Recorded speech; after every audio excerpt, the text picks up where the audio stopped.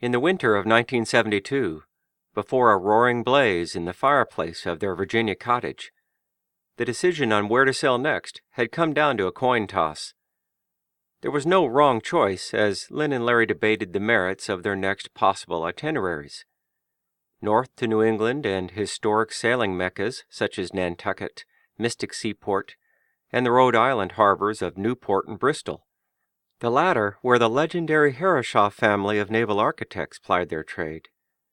Or east to Old England, home of Seraphine's roots, with historic shipyards and such famous ports as Plymouth, Falmouth, and Cowes. They tossed a penny, heads to the UK, tails for the US. When it came to rest, Abe Lincoln was facing up. England it was. All that stood between them was the wide Atlantic Ocean, which understated Brits dryly call the pond.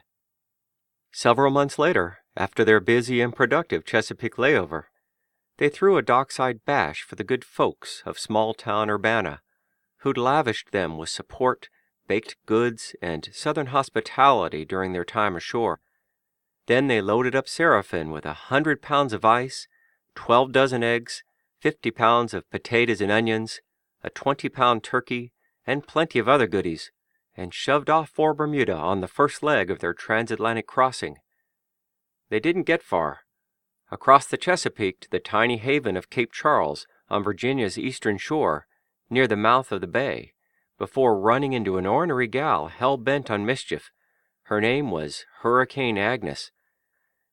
The 80-knot tempest, a fury of spit and lightning, caught them by surprise. Downgraded to a tropical storm in the Caribbean, it had reassembled north of Cape Hatteras, before taking aim on the Chesapeake. They rode it out over an endless, terrible night, anchored off the Cape Charles ferry dock. Puking one moment, sobbing the next, Lynn had never been more terrified in her life. But Larry and Seraphine both rose to the occasion, battling the elements from dusk to dawn. When the fast-moving storm cleared out, they sailed to Norfolk to deal with their one bit of damage, the canvas cover to their wind vane. After repairing it, they set sail, once again, for Bermuda. 48 hours into the rough passage, they hove to for 12 hours in the windy, rollicking Gulf Stream to catch their collected breaths and ease the pounding on Seraphine. By dropping the staysail, tucking 3 reefs in the main, and lashing the tiller to leeward, more or less parking the boat as she shuffled ever so slowly to leeward, they quickly accomplished the simple but effective maneuver. The strains and loads on their boat and themselves vanished instantly. Seraphine behaved beautifully while they regrouped.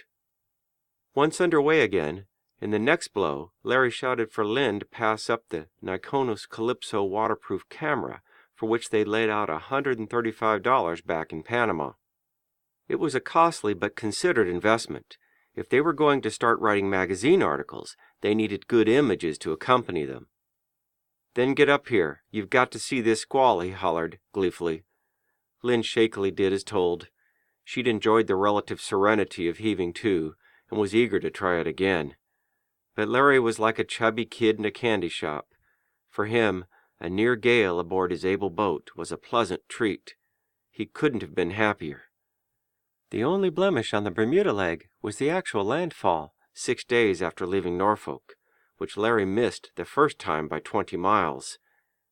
A careful and precise navigator, he'd made a highly uncharacteristic blunder and was furious with himself. He'd never been more than a mile off any previous arrival, and he was well aware that Bermuda's outlying reefs were littered with wrecks.